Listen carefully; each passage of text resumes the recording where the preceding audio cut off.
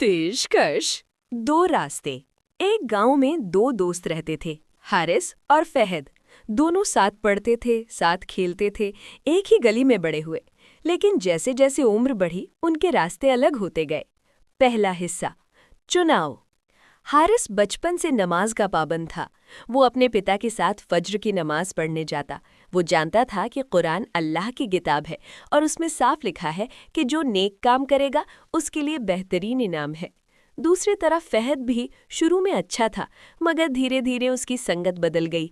उसने नमाज छोड़नी शुरू कर दी, झूठ बोलना आम बात हो गई और लोगों का दिल दुखाना उसे बुरा नहीं लगता था।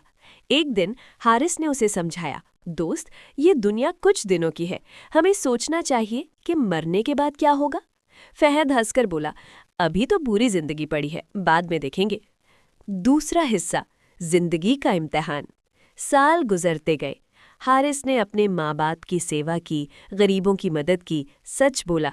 अगर उससे कोई गलती हो जाती तो वो तुरंत तौबा कर लेता। फहद ने पैसे कमाने के लिए धोखा देना शुरू कर दिया, लोगों का हक मारने लगा। उसे लगा कि पैसा ही सब कुछ है। एक दिन गांव में एक बूढ़ा फकीर आया। वो भूखा था। हारिस ने उसे खाना खिलाया, पानी पिलाया और इज्जत से विदा किया। फहद ने उसे डांट कर भगा दिया। बूढ़े ने जाते हुए बस इतना कहा, बेटा, ये दुनिया अस्थाई है, असली जिंदगी आगे है। तीसरा हिस्सा, आखिरी वक्त।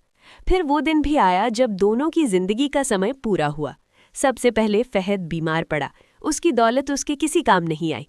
बिस्तर पर लेटे लेटे उसे अपने सारे गलत काम याद आने लगे। लेकिन अब समय हाथ से निकल चुका था। कुछ दिनों बाद हारिस भी बीमार हुआ। उसके चेहरे पर सुकून था। वो कलेवा पढ़ रहा था, अल्लाह से माफ़ी